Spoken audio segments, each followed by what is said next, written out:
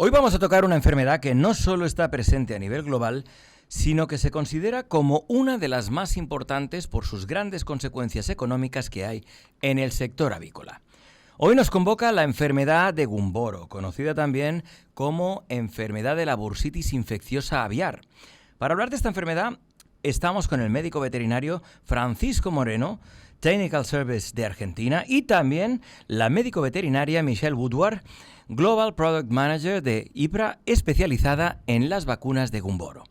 Tanto en Argentina como en el resto de América y el mundo, la enfermedad de Gumboro se comporta como una enfermedad dinámica, en la que continuamente aparecen nuevas variantes que dificultan su detección y también, sobre todo, su control. El uso de las vacunas para su prevención ha sido la principal herramienta desde su aparición hasta el momento, pero la necesidad de innovación en estas sigue siendo una prioridad y un factor a tener en cuenta a la hora de escoger el mejor plan vacunal para cada situación. Pero antes de conocer qué novedades se han desarrollado en las vacunas, vamos a dar un repaso sobre la enfermedad. Bienvenida, bienvenido. Buenos días, muchas Hola, gracias. ¿cómo están? Muy bien. Gracias por el espacio. Un privilegio teneros aquí.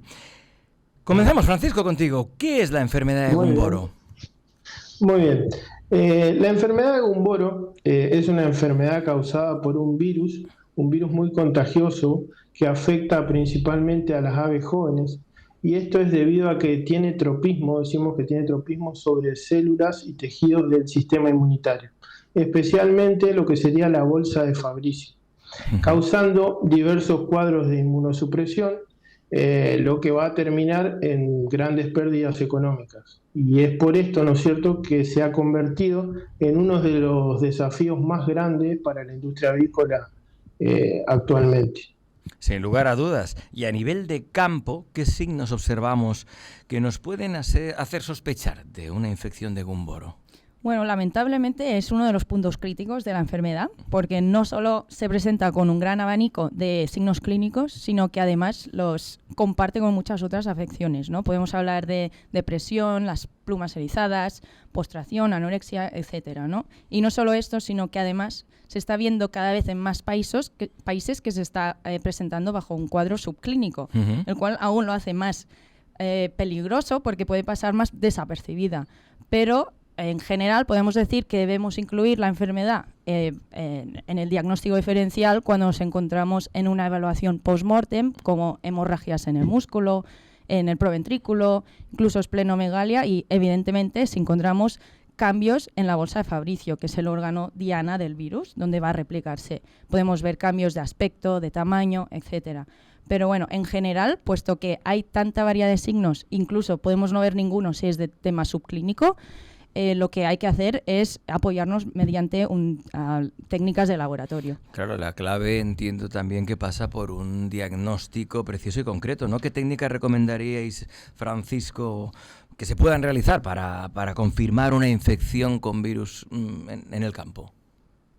Muy bien. A mí en este sentido me gusta un poco hablar de diversas técnicas que se complementan entre sí y en cierto modo van completando las distintas piezas para llegar a un diagnóstico certero.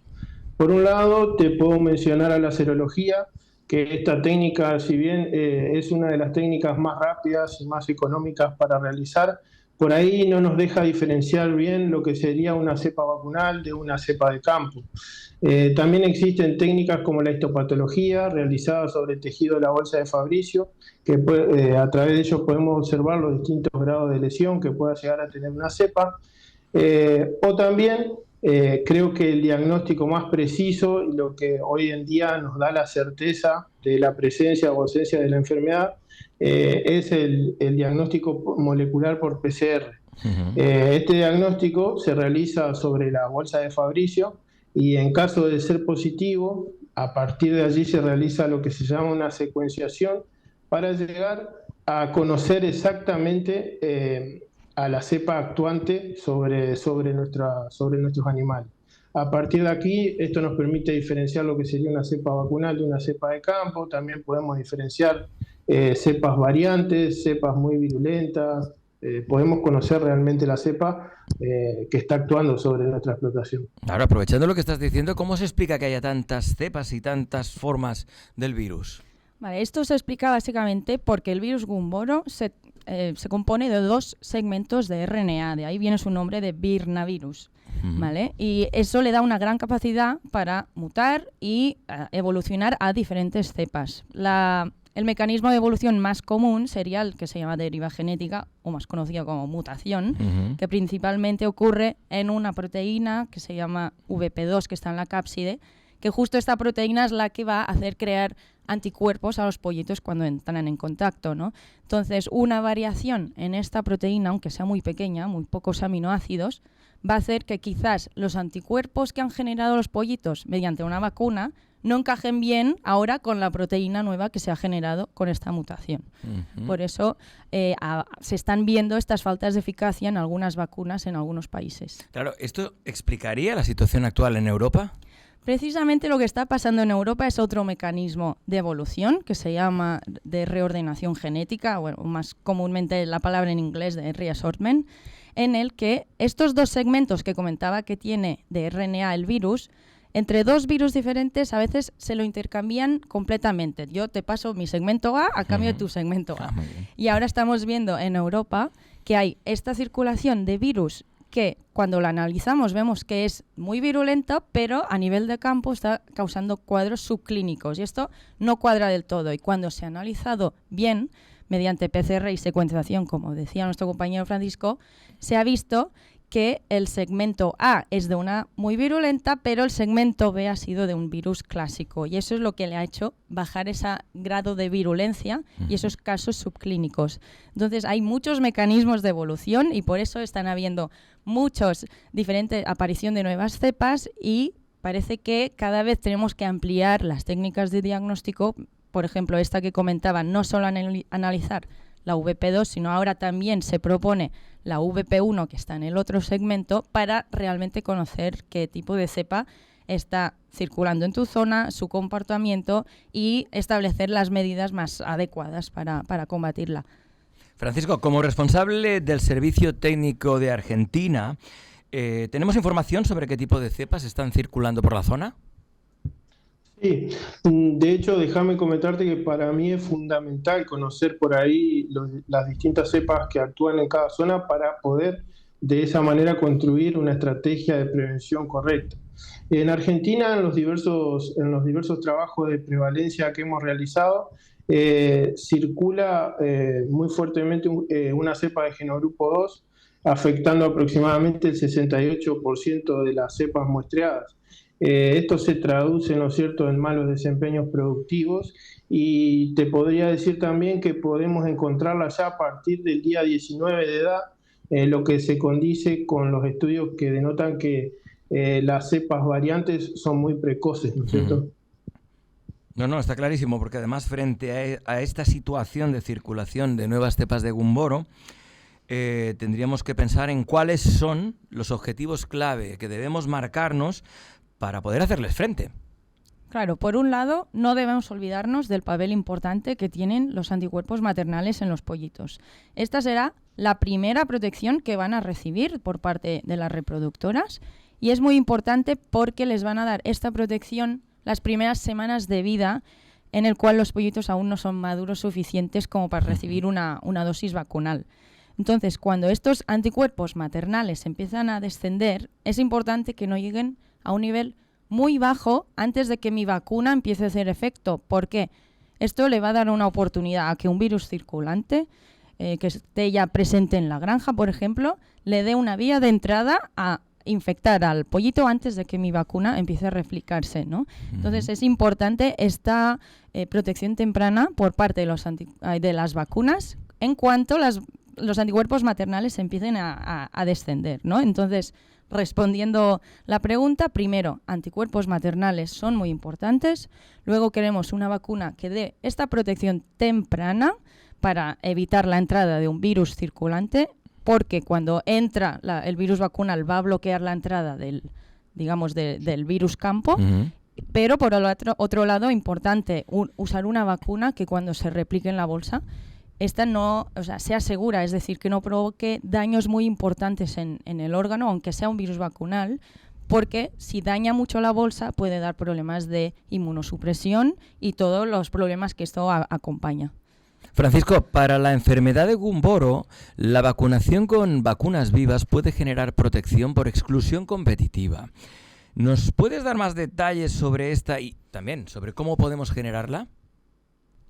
Sí, de hecho, creo que las vacunas, tanto las vacunas a virus vivo que se realizan con aplicaciones por agua de bebida, como lo que serían las vacunas inmunocomplejo, son las únicas capaces de realizar este efecto, que consta en cierto modo, ingresar de manera temprana a la bolsa y bloquearla para que las diferentes cepas de campo no puedan ingresar y replicarse en la misma, ¿no es cierto? La cepa, esto cobra mucha más importancia cuando circulan cepas variantes, debido a que la inmunidad humoral que tienen los pollitos es totalmente diferente a la cepa con la que se encuentran acá. Por suerte, en las diferentes experiencias que se están teniendo acá en los países de la región, en América, sobre todo en Perú, en México, se han podido lograr buenos resultados con el uso de la vacuna Gumbo Hatch a partir del segundo o tercer ciclo de aplicación de la misma, desplazando las cepas de campo. Estos resultados realmente son muy alentadores, y se ven principalmente en broilers, ¿no es cierto? Michelle, como gerente de producto, ¿qué es Gumbo Hatch y cuáles son las características que la diferencian del resto de vacunas del mercado? Gumbo Hatch es una vacuna de inmunocomplejo, ¿vale?, que puede ser tanto aplicada por vía subcutánea como vía inovo en la planta de incubación. Y nosotros la definimos como vacuna de nueva generación, ya que es la única vacuna de inmunocomplejo que realmente podemos garantizar que todas las partículas virales están recubiertas con estos anticuerpos. Es decir, que todas las partículas virales están en forma de inmunocomplejo. Y esto es muy importante cuando usamos este tipo de vacunas, principalmente para conservar la potencia de la vacuna, pero sobre todo para la seguridad de los pollitos, ¿vale? Y entonces esto lo conseguimos gracias, a una fórmula innovadora y también por varios controles de calidad que recibe cada vial de vacuna antes de ser comercializada, en el que garantizamos, ¿no?, que todas los virus están en forma de inmunocomplejo, o en otras palabras, que no hay ningún virus libre cuando aplicamos la vacuna en los pollitos de un día o en embriones en caso de ser inovo. Porque esta innovación en la formulación, ¿cómo se traduce en beneficios para el que la usa? O en otras palabras, ¿qué esperamos lograr con el uso del Gumbo Hatch?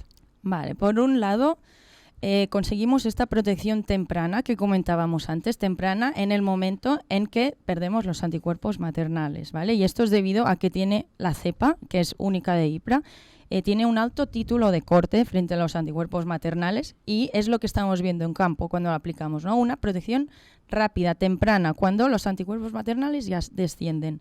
Por otro lado, mantenemos altos niveles de eficacia gracias a esta ocupación de la bolsa temprana y esto nos permite combatir diferentes cepas que están circulando en diferentes regiones.